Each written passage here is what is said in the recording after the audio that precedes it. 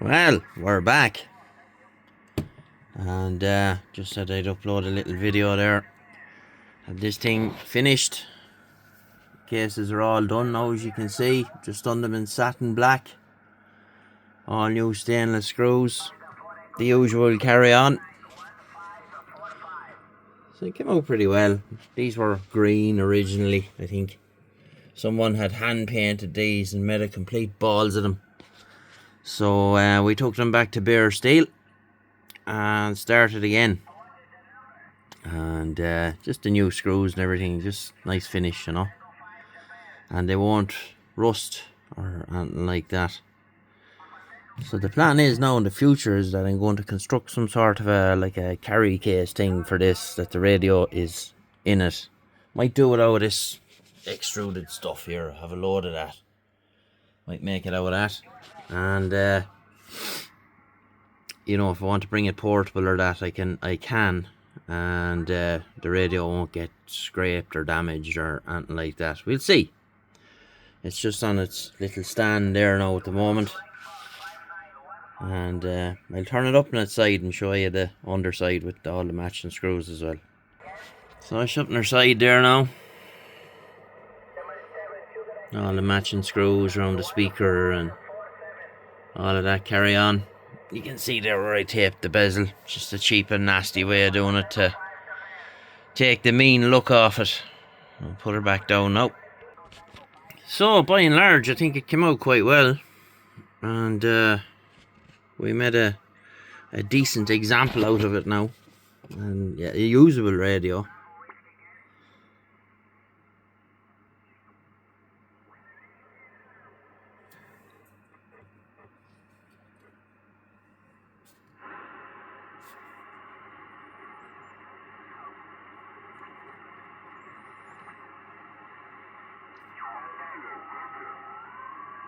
A lot of them calling contest.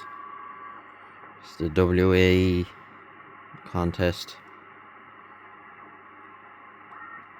But anyway, that is the 707 back together. It looks quite well. I know they weren't black originally, but look it's grand, it's neat and it's tidy and it's presentable looking compared to what it was when we started into it first. It was in a right old state. Wasn't even working.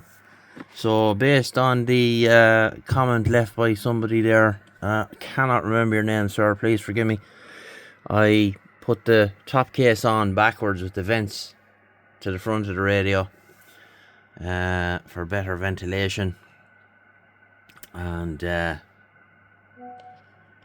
does the job, you know. So we're quite pleased with it now. Nice neat little radio and it's usable. So other than that, not much else to report. It's all quiet here. So we're very pleased with that. And I did a bit of a live with it there yesterday. Left it running while I was doing something else out here.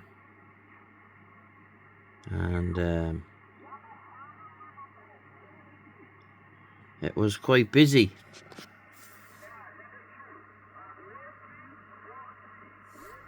It's a lovely old radio. Always wanted one of these.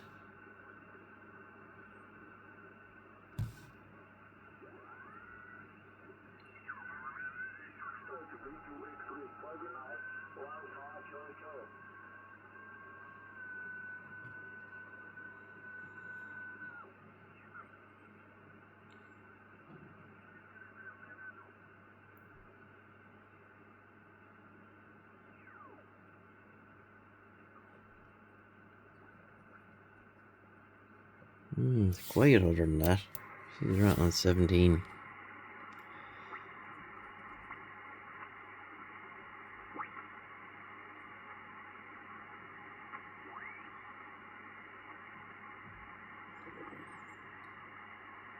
They didn't get the best of conditions now for that contest.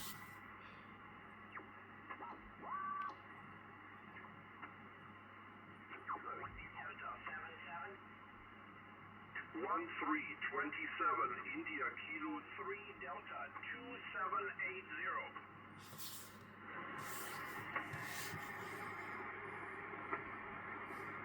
Thank you, good luck. He's 15 meters. This is Papa Tree Charlie Radio contest. Let's see where he is. Secure contest, Papa Tree Charlie Radio, Papa 3 Charlie Radio contest. Cyprus. Secure contest, Papa 3 Charlie Radio, Papa 3 Charlie Radio contest. That's just using the gain master now. I haven't tuned it around and don't know what way it'd be, but Papa 3 Charlie Radio contest. you can listen to bits and bobs with it, you know. Secure contest, Papa 3 Charlie Radio, Papa 3 Charlie Radio contest. Contest, Papa 3 Charlie Radio, Papa 3 Charlie Radio contest.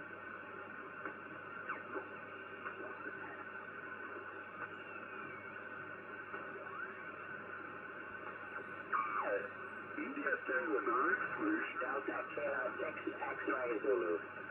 India Tango 9. So we went through all the alignment procedure as well in the service manual, so she's all spot on now.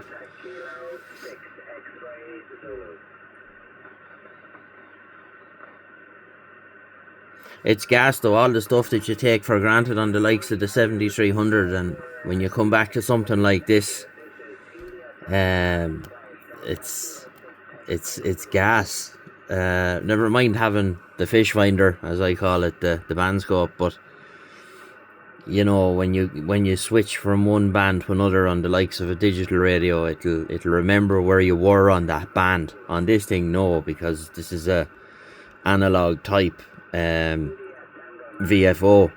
You know, it's going to be, you know, at the top or the bottom or the middle of whichever band you switch it to, because that's where the VFO is. So it's funny, but I've really enjoyed messing about with this thing.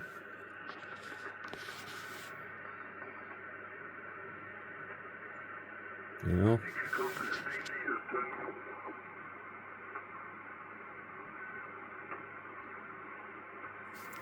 12. I never remember the frequency allocation.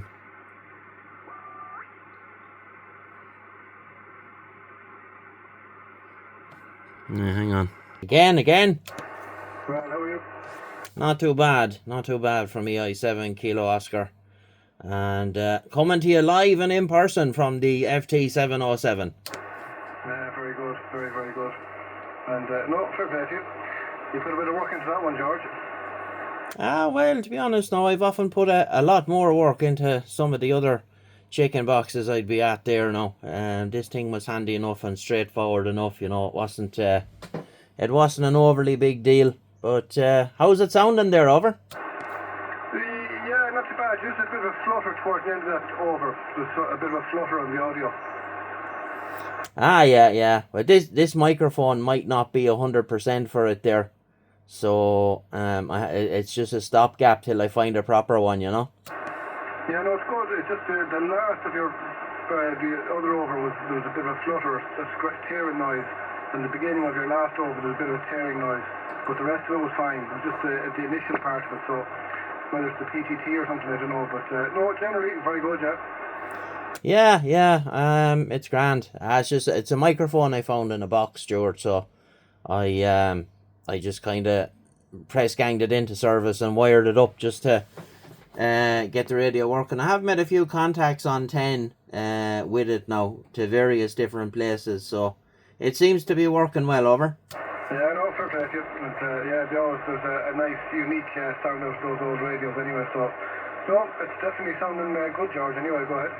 Yeah, roger that, yeah. So, yeah, I'm quite pleased with it now, and with the lids back on it and the whole lot now, and they were in an awful state. Someone had hand painted them, and I ended up tearing them back to the bare steel and going again. So all new screws, all stainless hardware throughout now, so it looks well, and she should be quite a hardy little machine now, and I might do a bit of, bring it up to the top of the hill sometime and bring a selection of wire and a vertical with me there and see how we get on from EI7 Kilo Oscar.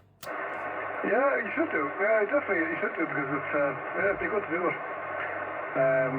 It'd be good to try to put it. Portable stations are always good, like, you know, and you'll have no noise or anything up there, so it'd be the right thing to do, George. Over.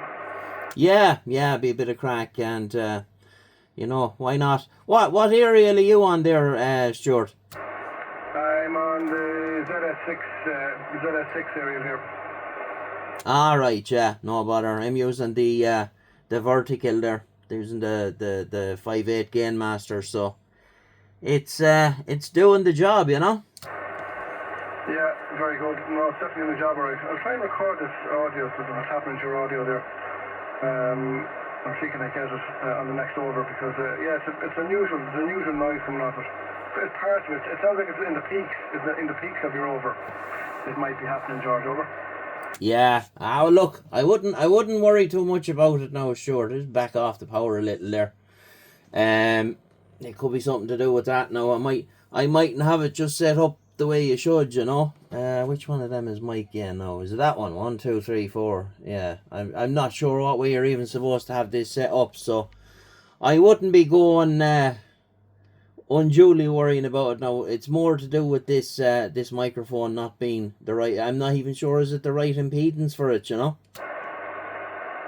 Alright, yeah, well no, it didn't happen. It's typical now, when I was recording it didn't happen in that over, but yeah, anyway, look, it's 99, that over was 100%, so yeah, it might be something to do with the mic again, but no, it sounds good. It generally does sound nice and clean, so it's in a good starting place anyway, George. Over. Ah, yeah. I might have just had it turned up too high. I just backed off the mic again a little bit there before the start of that last transmission. So, yeah, it's grand. It's grand, and we're quite pleased with it now. So, it's I made a few contacts. I was talking to a guy in Brazil in it there the other day, and we're a few other places as well on it. I was just sitting here on the bench with no cases or nothing on it, and yeah, fine, all good, you know. Good stuff, yeah. No, it's nice. It is nice. And did you get more than one of them, George? Did you get two of them? Did you?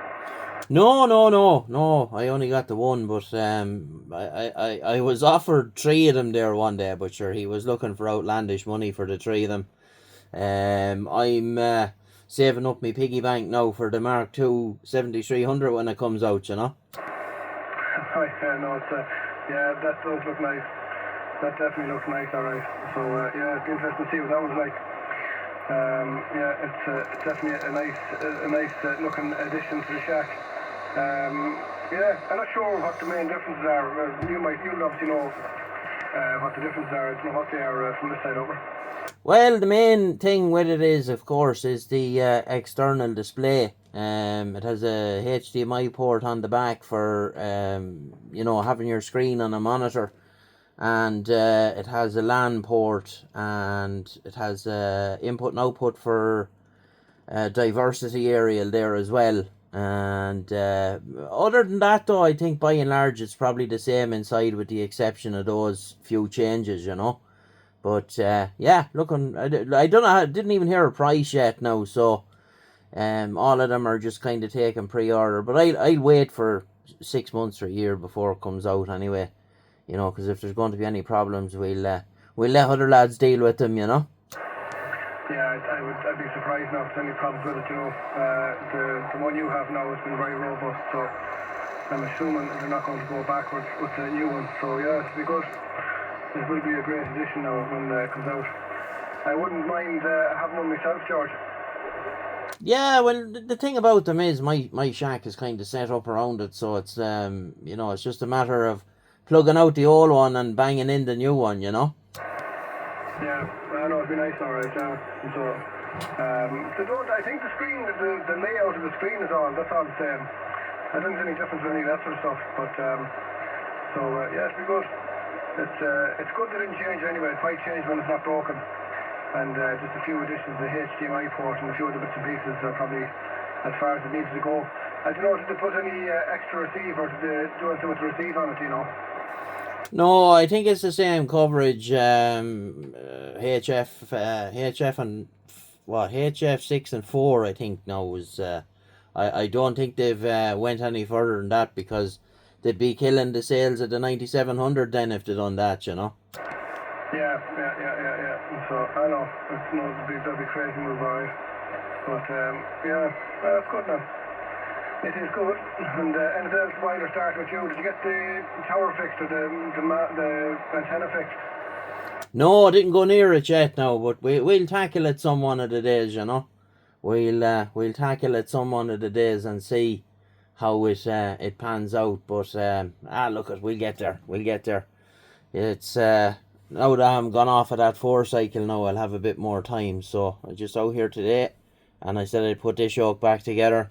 I'm just looking at it there now. She's peaking around 70 watts there at the minute, so that's not too bad. 70 watts, and of course down in the lower band she shove out a little bit more, you know. They always kind of get a bit weak when you get towards the top, but it's working fine. It's working fine. And yeah, I will get to that job some other day.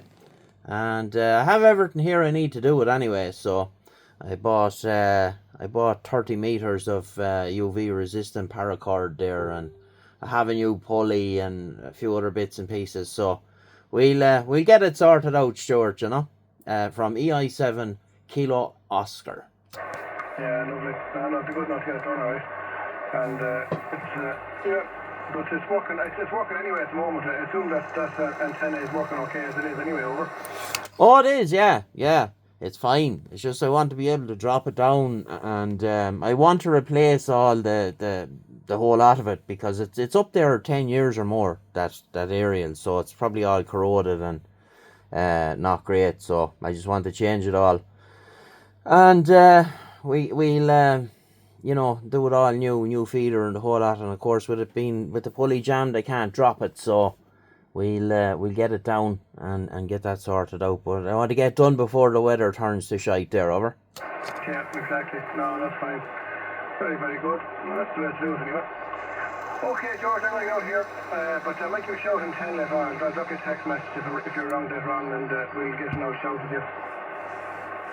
Yeah, no bother, Stuart, and thanks for coming on there. I'm actually I had the camera rolling there, so done a bit of a video about having this thing put back together. So I just left the camera rolling there, and I'll stick it up on the tube there and see what happens. So thanks for coming back to me anyway, and we'll get you at some point further down the log.